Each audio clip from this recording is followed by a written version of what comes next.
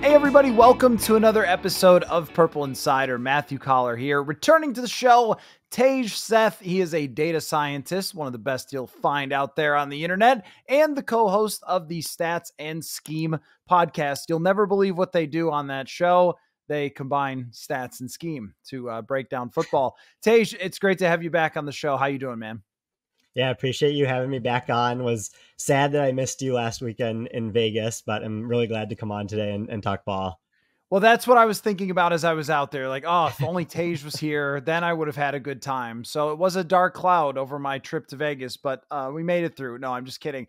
But we did get to hang out a bit in Ann Arbor when I went out there for a story that's actually coming out this week. And also I did the thing with riding in Ubers and asking people about JJ McCarthy. But we're not going to see JJ McCarthy this year. So let's talk about other stuff. What I wanted you to do for me is to preview the first 4 games of the Vikings season. I know that this, as a math person, must drive you crazy that we can't call it the first quarter of the season anymore. Off the top of your head, what percentage is the first 4 games out of 17? I think it's like 21%, but not 100% sure there. Okay. The first 21 people are going to leave in the comments. What kind of data scientist doesn't know 4 divided by 17? But for all intents and purposes, the first quarter of the season, the Vikings start out their year against the New York Giants, opening game, East Rutherford, New Jersey, where they're going to face New York. Let me just put it this way to you, Tej. Is there any case you can make that the New York Giants are not terrible? Because on paper, it doesn't look great. Where they were last year was really bad. Daniel Jones, I think people don't need the preseason interceptions to react to Daniel Jones. But is there a counterpoint to feeling like this should be a game that the Vikings absolutely win in New York? So I'm with you on the Giants. Like, there's not a ton of hope on the roster. There are some exciting parts of their roster. You have Malik Nabers coming in, who is one of the better wide receiver prospects of the last couple of years. So you're just hoping that the offensive line, which was historically bad last year, can hold up so that Nabers can get the ball in his hand. And then on the defensive side, the defensive line should be really good with Dexter Lawrence, Kayvon Thibodeau, and Brian Burns coming in with the trade that they made with the Panthers. But again, like, their linebacker and secondary group is not good at all. So that might balance out there as well. So yeah, holistically, the Giants roster is not in a great spot. But I do think that there's certain pieces that, if you're a Giants fan, you're just hoping can take over certain games, like with Nabers in the defensive line. Is there any way to project other than just, hey, that training camp clip looks pretty cool on the internet? Is there any way to project Malik Nabers? Because I remember in 2021, the Vikings went and played this wide receiver, Jamar Chase, who had been a high draft pick. And they're like, oh, I don't know, he's a rookie. And then, oh, okay. And he throttled them. And the Vikings, this is their weakness in the secondary, with Stephon Gilmore coming in, but he hasn't had any sort of training camp. Feels like there would be an advantage for the New York Giants here with Nabers. It just seems like no matter what we see, Jamar Chase is a good example. He dropped every pass in preseason that year and then destroyed the Vikings in the first week. Is there any way to figure out, or is there any way for you to try to project what Nabers is going to be? Yeah, when I look at projecting Nabers out, I think that you look at the combination of his advanced receiving stats in college, leading the country in yards per route run last season, as well as only being 21 years old, at the start of the season here. So he's a very young player that has already broken out in terms of like where he was at in college. So you have a very high projection on him because of that. I had multiple people at teams tell me that they had Nabers ahead of Marvin Harrison Jr. on their draft models. So I think that you can feel pretty good about what Nabers is as a prospect. And then you look at the rest of the Giants pass catching group. And obviously you have Darren Waller retire this season, and you have some shifting with Isaiah Hodgins. And so I think that Nabers will probably lead the Giants in targets week 1 and throughout the season, just because of the type of player that he is and the opportunity that's available to him. And when it comes to Daniel Jones, this is the one part of me that doesn't want to say, hey, this is the easiest quarterback on your entire schedule, because he has Malik Nabers, and that could bring a new element that he's never had before. His list of career receivers is pretty brutal. It's outside of now Neighbors joining as a rookie. With Daniel Jones, sometimes I have this tendency when the entire universe is saying one thing, I want to think, is that really true? Because there's a little groupthink on the internet. You never believe it, but it's true. And with Daniel Jones, it seems like no matter what he does, if he trips over an offensive lineman's foot, it's like, Daniel Jones, 40 million bucks, you dweeb. But I watched him at US Bank Stadium win a playoff game against the Minnesota Vikings. Is there any side of that where you could see something different from Daniel Jones? Feel free to say no, but I just always have to ask this question. Like, is there a breakout here? Is there a different something about Daniel Jones that could make him better than we've seen before?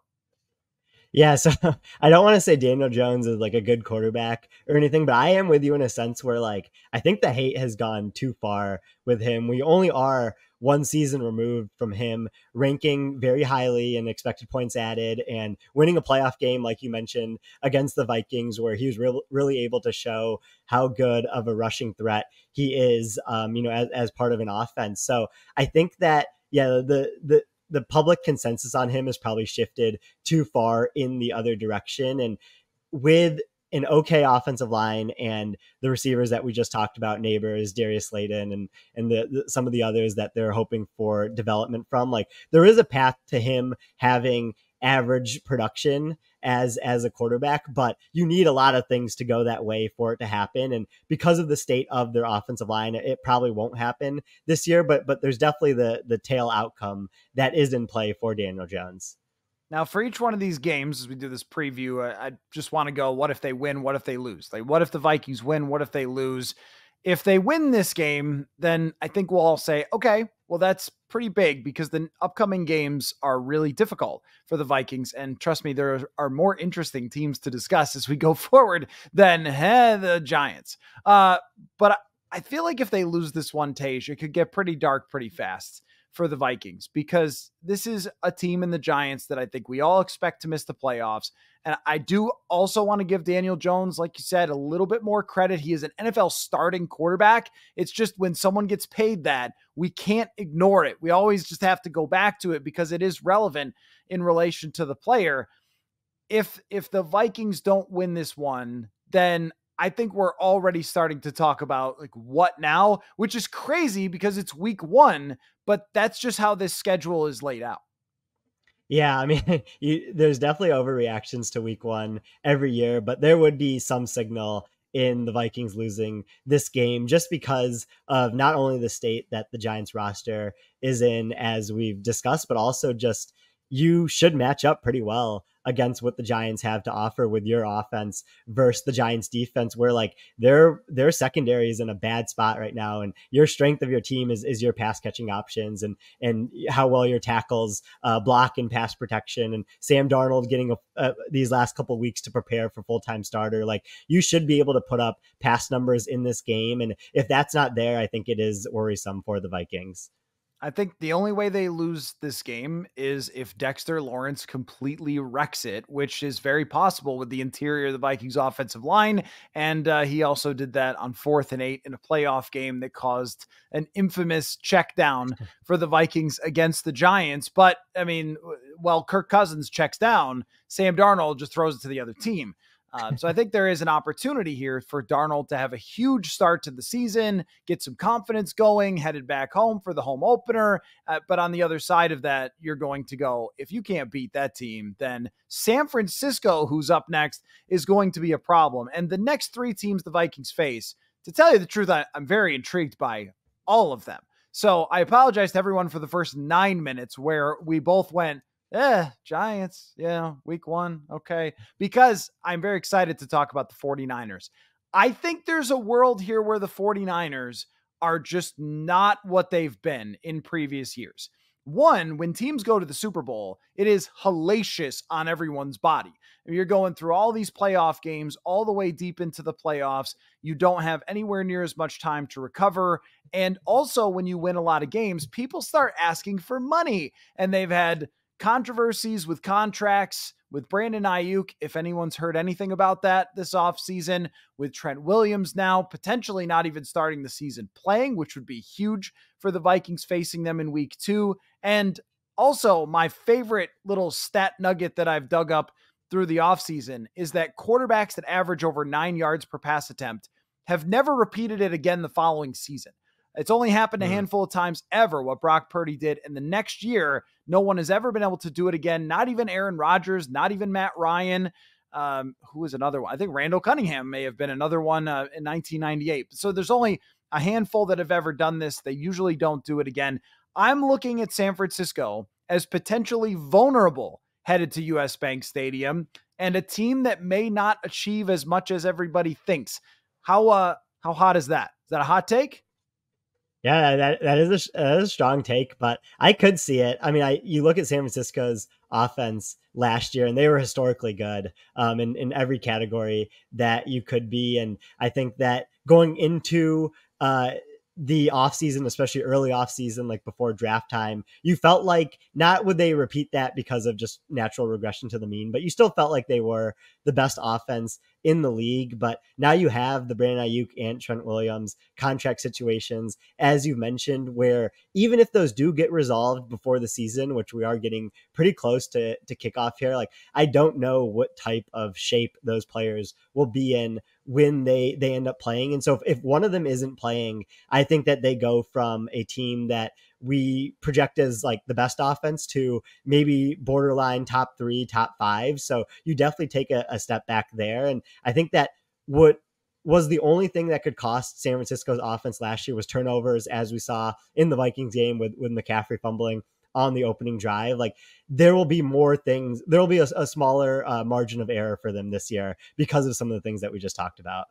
Yeah, I think so too. And with Purdy, I'm in a weird space with Purdy because when a quarterback produces within an offense, what people like to do is discredit that guy if he's not the most physically impressive. And some of us are old enough to remember when there were debates over whether the Patriots should trade Tom Brady because Matt Castle could also win with Bill Belichick in that offense. And those did not hold up very well as time went by.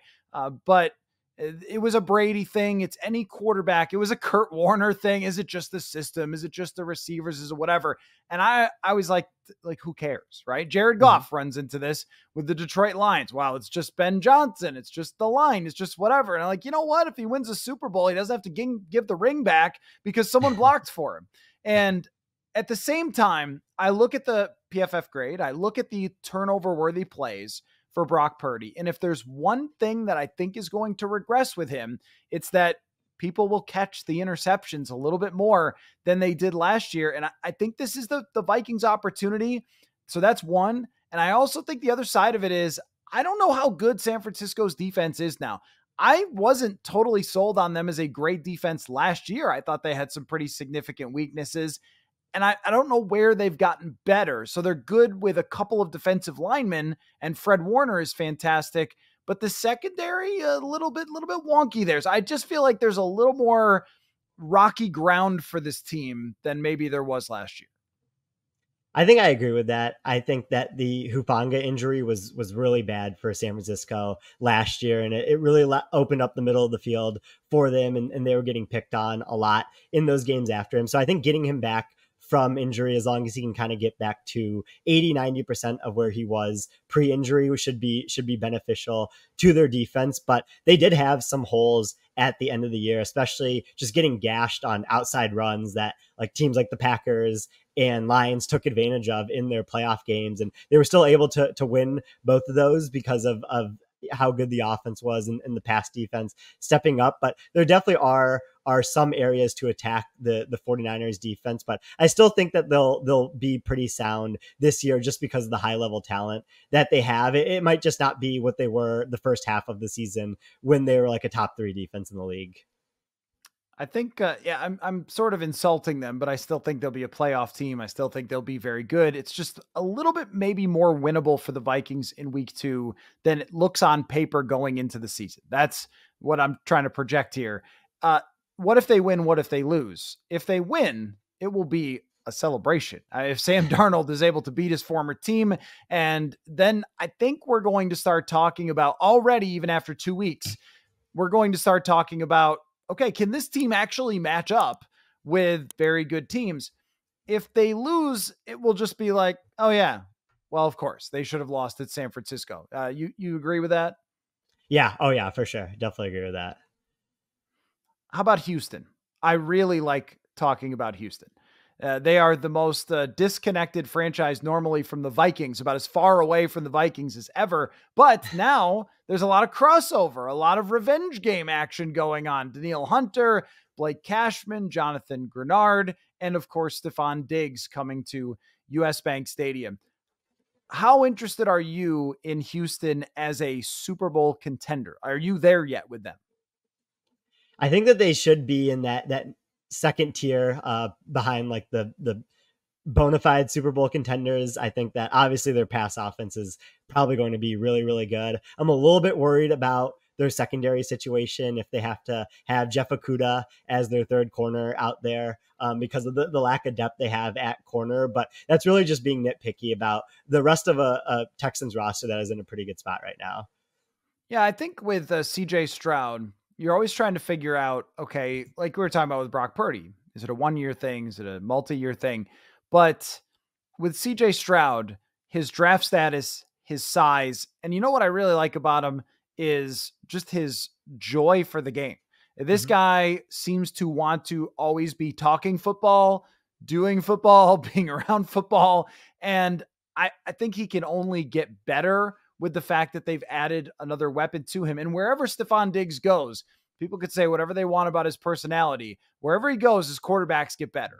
And I think with CJ Stroud, it's not crazy to start talking about MVP to put him up in that level.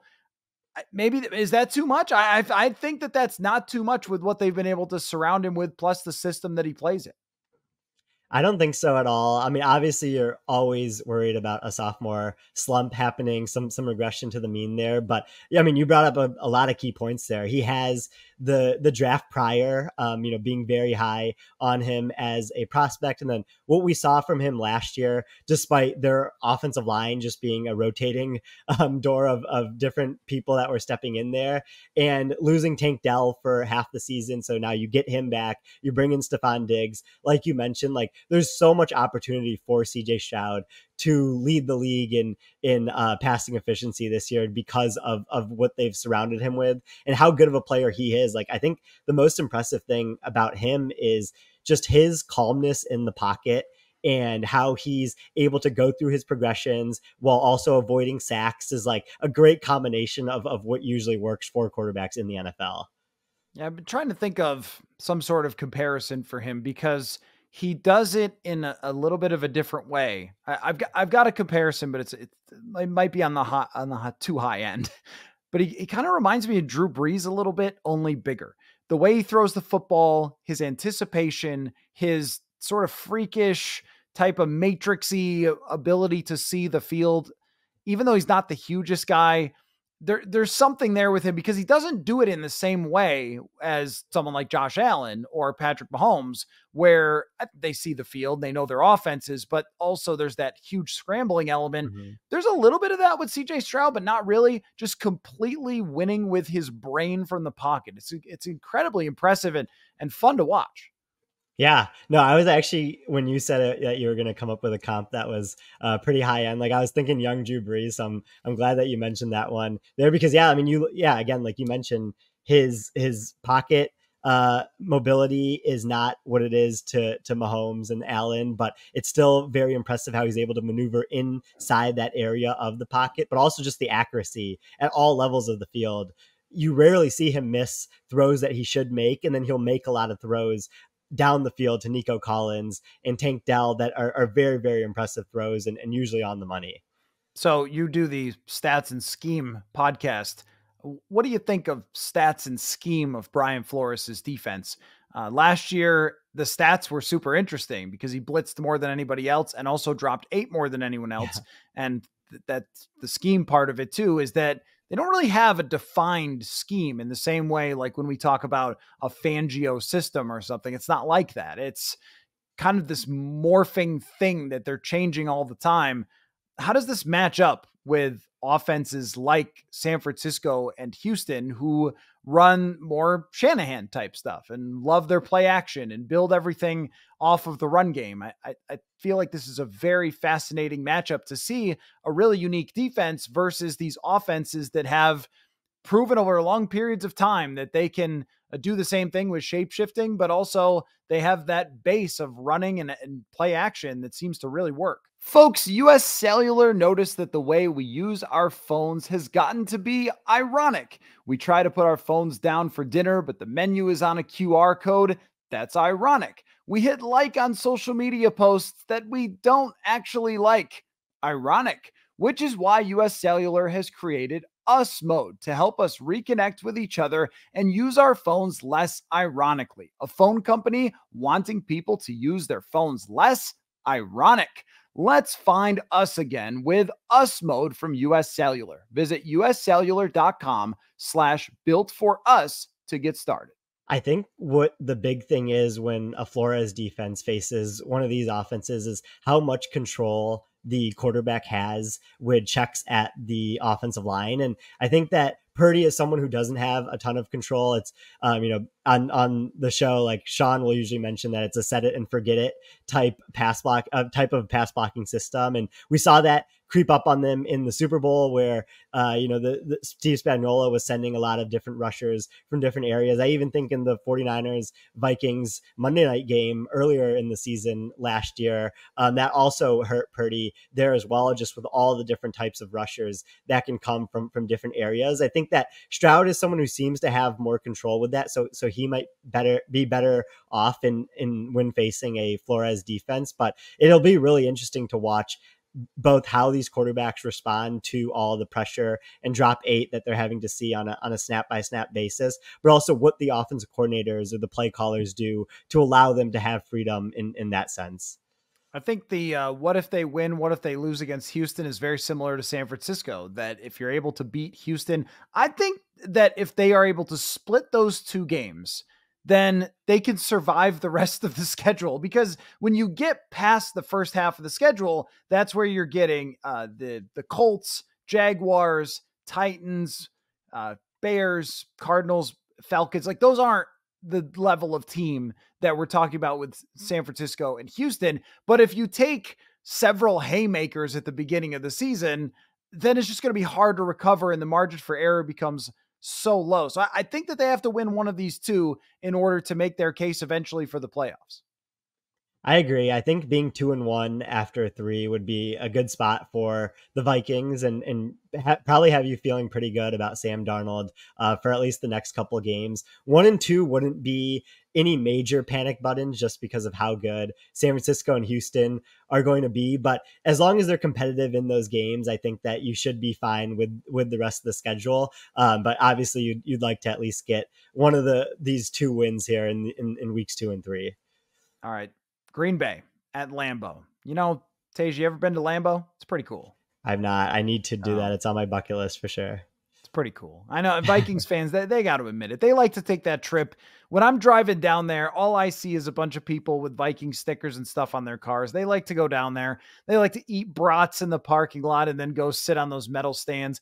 It's a pretty iconic place to go. And normally over the last few years, we've been going there in like December or January, and it's been miserable. But this time it's September 29th, which I think is a good break for the Vikings. You would prefer to play them when it's nice out rather than in some sort of ice bowl situation. Green Bay is the team I think that swings the North. I have a tough time believing that Detroit could be bad. As long as Jared Goff is healthy, Detroit is just, as one of our mutual friends says, a wagon.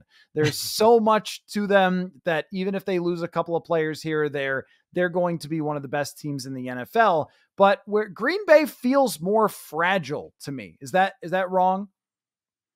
I think so, just because of kind of like where the defense is, and you don't know exactly what you're going to get from Love this year. So like starting with the defense, like you're shifting schemes pretty massively in terms of the style that you're playing with. So that might take time to adjust for. And there are decent players on the defense, but there's going to be a learning curve for a lot of the players, I think, especially the linebackers and defensive backs. But on the other side of things, like Love finished the season really strong last year. And I think that he's probably going to be a good quarterback, but there is still that small percent chance that he kind of goes back to what he was at the beginning of last season. And I think that a lot of people are assuming he stays the same as what he was at the end of the season, which that's the most likely outcome. But there's still that Carson Wentz type situation where you end up coming back to earth a little bit from what you were when you were just hot or you were on as a quarterback. I think a lot about this 17 game distributions of quarterback play. And I mean, I think about it with sports in general, that LeBron James, one of the things that makes LeBron James so great is that it's not the highest games are better than other players. It's that he always has that game. It's Right. every night, it's 30 points, 8 boards, 8 assists over and over and over and over again. And with Patrick Mahomes, I remember looking at his PFF grades in QBR on a chart, and it just never dipped. It was like one bad game, two bad games a year. And when he has it, everyone's like, oh, is there something going on here with Mahomes? Well, the rest of the league's quarterbacks are going up and down. And with someone like Jordan Love, I think the 17 game distribution might be the same, only it's just not in the same order. It was so distinct last year. Bad Jordan Love, good Jordan Love, that it was very easy to latch onto. Well, he'll just be that. But what if we scrambled that up a little bit and said, instead of, the last 5 games being amazing, it was 3-3. And so I think he's more of a guy that will probably have 12 good games and 5 bad games. And the Vikings have to hope it's one of them. But the way that he solved Flores' defense last year at US Bank Stadium, that honestly has me pretty concerned that Flores is going to mess with his head like he did the first time they played last year. Yeah. Oh yeah. No, that's true. That was brutal for the Packers offense in that game. But yeah, it'll be really interesting to kind of see what Flores does in the game against the Packers this year, because they do have all those weapons that you have to account for. And I think that swapping out Aaron Jones for Josh Jacobs is a downgrade in the run game. So maybe you don't have to worry about the run game as much, and you can focus more of your players on the pass game itself. Because when you have 5 or 6 capable pass catchers, but no true number one, as we've talked about before, like there is stuff to worry about in a sense of just like who is the player that the Matt LaFleur and Jordan Love pass offense will focus in on for the game. But there might not be anyone there right now that necessarily can take over the game against you. So if you're doing a good job of covering your bases across the board, you do have a chance to slow down this Packers offense.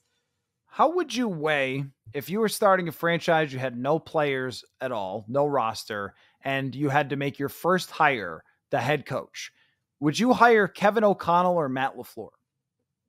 That's a good question. And I know this is a Vikings podcast, but I would go with Matt LaFleur. I think that the sustained success over multiple quarterbacks and multiple different types of teams has been really impressive to me. I agree. And what Jordan Love did last year, I think, was driven a lot in the second half by Matt LaFleur just saying, okay, I think I figured out the few things that he's good at. Let's really drive those home. And I'm curious from a statistical perspective, your opinion on this. I saw a baseball article talking about how pitches haven't really changed that much. But what Major League Baseball figured out was if something works, you should really just keep throwing it all the time. If you have a good slider and people aren't hitting it, just keep throwing it. And I think Matt LaFleur figured that out with Jordan Love. It's like, if people can't get these quick screens and short passes and play action bootlegs, if they can't stop them and him just launching it down the field when he feels like it, let's just lean heavily into those couple of things. And I feel like LaFleur is one of the coaches who has really understood that concept. That is a great point. I think that even going back to the Devontae Adams, Aaron Rodgers years, like that was something that they also seem to zero in on, was when we throw these bubble screens or 5-yard slants to Devontae Adams, they are almost uncoverable. Like we're going to get the amount of yards that we need almost every time. And they really leaned into that. And I think the only downside of that is in playoff games when teams are really doing everything they can to take away your number one and even sometimes number two options. And I think that's why LaFleur's history in the playoffs has gone up and down a little bit, but it's a great strategy in the regular season, especially when you're going against teams, that maybe weren't able to prepare as much as they wanted to, or kind of are dealing with injuries on that side of the ball and not able to put out their best 11 to stop your offense. This one, as far as what if they win, what if they lose, could be kind of season save type of mode. If they do start 1-2, that's going to, there's always that chart that gets put out there, like Owen Tombstone. If you start 0-2, then your odds of making the playoffs or whatever. I think if you start 1-3, there's no cute phrase for that, but that's really bad. Like you're going to have a really tough time escaping 1-3. 2-2, the sun is shining. You're all right. You got plenty of opportunity. They're going to play the Jets in London, come back, have a couple of tough games, and then have the lighter part of the schedule. And you're not going to feel out of it. This just seems to me like it's a big swing game potentially for the Viking season. I agree with that, especially with it being a division game. Like you would want to see a win here. And I know that the a lot of it just depends on how they look, especially Sam Darnold. Like even last year when the Vikings started 1-3 through the first 4 weeks of the season, like they still look like a decent team. You had the 1-score loss to the Chargers and the Eagles, and I even think the Buccaneers game was a 1-score loss as well. So it's like if you're losing these close games and you're competitive and the pass offense looks like it's in a decent spot with Darnold as starting quarterback, like I still think that you can salvage a season where you end up around 8 or 9 wins. But if it looks awful and Darnold's throwing a pick six a game and it's just this snowball effect towards these first 4 weeks, I think that's again when you'd really press the panic button. So what do you think they'll be after 4 games? I think that they'll be 2-2 after 4 games. Are you just saying that because you're on a Vikings podcast? No, I'm buying into the right tail outcome a little bit. I think Darnold will be better at the beginning of the season than at the end. So I think that they'll pick up some wins early in the season. Well, I just think if you beat the Giants, then all you have to do is win one game you're kind of not supposed to. Right. And you've got a division game at a place you're used to playing. You've got 2 teams. The Texans, I think, are going to be really tough, but the familiarity aspect isn't that high there. With US Bank Stadium, CJ Stroud's first time, and San Francisco is a little more flawed. But that's why that first game of the year ends up being so important, even if it's not the most exciting Vikings-Giants matchup that you've ever heard of. I think you're talking about Las Vegas. I think it was, I don't know if was that on or off the air. We're talking about Las Vegas, either on or off the air before the show. And these are 2 teams that are supposed to be like 6-win type of teams. And if you can, it's like whoever wins that one has a much better case for getting the over eventually in Vegas. So here's what I want to do for just a couple minutes before I let you go. You're a stat person. You're supposed to be able to project things, right? That's what you do. I want you to make some bets with me. I'm going to tell you something that I would bet on. You tell me something that you'd bet on. Let's break down each other's bets. So I'll start. You can break down my bet. I bet you that Justin Jefferson goes over 1,500 yards receiving this year. You know why?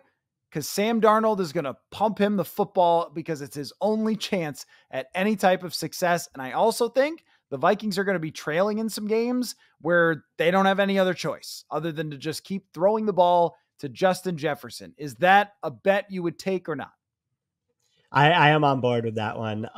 There's usually 3 to 5, maybe 6 receivers every year that kind of go over that 1,500 mark in the regular season. And with you mentioning Sam Darnold just throwing deep to Jefferson a lot. And I also think like the target opportunities will be very often because of Hockenson not starting the season and some of the secondary receiving options maybe not being ready for the Vikings. Like Jefferson's going to get a lot of targets, and there's no one better to target in the NFL. So he'll rack up some yards and get to that 1,500 number, I think.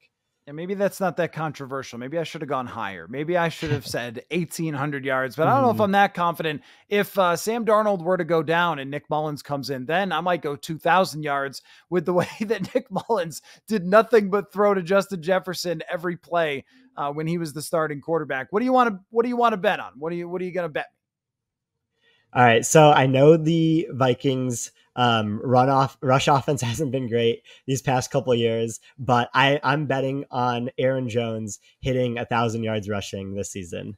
Ooh, that's a good one. And I think that you're right on this because I don't feel like the confidence is super high on Ty Chandler. That Mhm. he came into training camp with this, oh, maybe it'll be a duo. And every fantasy podcast or radio show I go on, they're all like, it Ty Chandler, and I don't know. I think they want to lean really heavily on Aaron Jones. It's been my observation at training camp that he looks really quick, looks spry, looks like he should still be good. The only thing that's going to hold you back is the thing that we just can't predict. And with an older running back, it's always going to be, when do they fall off? And also, do they get injured? And Aaron Jones has been a lot of banged up over the years. He's not often out of games. He was last year a little bit, but through his career, he's mostly a on the injury report is questionable type of guy. And I think they do want to use the heck out of him. 1,000 yards, though, could he get there in, what does he need? 200 something carries to get there, maybe like Mhm. 220 carries. He rarely goes over 200 carries. So this is a one, if we were putting real money on it, I would say I'm going to have to take the under, I think, just because of the possibility that he could get hurt, or just that they do want to distribute the handoffs a little bit more rather than just riding him into the ground. Yeah, no, I think that 1,000 is a lot for any running back to get to, but especially Aaron Jones with his kind of carries that we've seen in the past from him, but also his age. But I believe in his rush share being very high, and also his explosive rush ability, just being able to break off 50, 60-yard rushes maybe once every couple of weeks, I think will help get him close to the 1,000 rush yard number. How about this one? Turn up the heat here. I bet you that Caleb Williams wins fewer than 8 games and that Matt Eberflus is fired at the end of the year for the Chicago Bears. I am on board with Caleb Williams and the Bears winning less than 8 games, just because we have to remember what the average rookie quarterback, even that are taken number one overall, looks like. Like I think CJ Stroud warped people's minds last year and like what a rookie quarterback usually looks like. Like it's usually not smooth sailing for someone even as talented as Caleb Williams. I the Matt Eberflus part is something that I probably feel less confident in. I still feel like if they win 7 games and they're competitive in a lot of them, the Bears will give him a make or break year next year. But I could really go either way with that one. That's in a logical world. It just doesn't feel like in Chicago that, I mean, put it this way. It feels like in Chicago that part of their lack of success is that they just fire coaches a lot and they kind of are reactionary all the time. They've had a plan with Ryan Poles, and I think he's done a really good job of building up this roster. But with Eberflus, when we get to what will it be, year, I don't know, 3 must be for Matt Mhm. Eberflus. And if he's no higher than 7 wins through several seasons, that it will probably look pretty bad. No matter how good he looks with that beard, I don't know if that's going to save him. Personally, I think that they should stick with the continuity, stick with the same offensive coordinator, stick with the same head coach, and go forward, because eventually Caleb Williams could be really, really good. I'm just not sure after watching in the preseason. It was spectacular, and Vikings fans should be concerned about the future, but there wasn't much throwing on time to the Mhm. right places. And that's where I think, I don't know how many games you can win right away if you're not throwing on time into the right places. So give me one more. All right, I'll give you one more Vikings one here. I think that Andrew Van Ginkel will finish top 2 on the Vikings in sacks. I like that. I like that. We haven't talked about Andrew Van Ginkel a whole lot because He's just good. And sometimes what ends up happening with the good players is we're like, yeah, they got this guy and this guy, but let's talk about that bust in the draft more often and what happened to him, because it's just not, it's like not that interesting. But Van Ginkel brings flexibility that was built in a lab for Brian Flores, where he could do so many different things. I've seen him drop back in coverage and get interceptions. I've seen him rush the passer and win around the edge. This dude is super talented. For a 5th round draft pick, another Brian Flores success story of someone who was put in the right position to be able to do well. And what's also interesting about him is when you look at where his alignments were, one year he's on the left the whole time. Another year he's on the right the whole time. Another year he's splitting those, and he could just do so many things. I think that it's very possible he leads them in sacks. It's also very possible that he leads them in PFF grade, that he could be their highest graded player. And as far as trying to evaluate, well, how good can this defense really be? He's an overlooked factor of someone who could swing the defense in a really positive way. Him versus DJ Wanham is an enormous, enormous upgrade. So I like that bet that he could be second, maybe behind Jonathan Grenard in sacks. One more for you from me. You're a Detroit guy. You have cheered for the Lions in the past. We'll put that out there. I'm going to say that the Detroit Lions are leading in the 4th quarter of the Super Bowl, and Dan Campbell goes for 4th down, and he converts it. And the Detroit Lions are taking home the championship. It is Titletown Detroit Lions. I bet you the Detroit Lions win the Super Bowl this year. What do you think? I mean, hearing you say that gave me chills a little bit, but I think that obviously the odds would be juiced here heavily for the Lions winning the Super Bowl, as they are on books right now. I still think that there are small things on the Lions roster that they could get to the Super Bowl, but they might not have the over the top talent to end up winning it. Like, the things I'm worried about are secondary receiving options outside of St. Brown and Laporta. Like, they have nothing there right now other than projection from Jameson Williams and some options for wide receiver 3 that are really like wide receiver 4s and 5s. And then, like, the secondary, I think, will take some time to settle in. But if you are able to find answers for both of those things, I'm definitely thinking Super Bowl. I just think that those being holes heading into the season right now is probably going to put them into that second tier that we were talking about with the Texans, where they'll be right outside of the Chiefs and the 49ers and the Ravens. You know, I think when it comes to Detroit, Jared Goff's shortcomings will get them at some point, which is just under pressure. They will play a team in the playoffs that causes pressure for him, and he can't make plays out of that, and it will just get him at some point, which it always has. Even when he can get, deep into the playoffs or even into the Super Bowl, there's always just some defensive answers for him that make them come up short. My Super Bowl pick is a little ridiculous, but I'm going to roll with it. I'm saying all Texas Super Bowl, Dallas Cowboys and Houston Texans. Is that crazy? I like picking the Texans. I'm not super high on the Cowboys relative to the public, but yeah, Texans out of the AFC is definitely a good pull. I think that people are too far down on Dallas. I just feel like we're focusing too much on the wrong things. Like, they have one of the best passing offenses in the league. I'm not that concerned if their running backs are old. And I'm not that concerned about some of the defensive weaknesses, although Bland's injury is serious, it sounds like. But Mike Zimmer is calling the shots there. They're going to stop the run better. And some of these teams, and maybe I'm holding out hope this way for Buffalo as well, they're just knocking on the door for so long. Eventually they have to break through, right? And maybe Dallas is that team, or maybe they're 6-11 and Mike McCarthy is fired.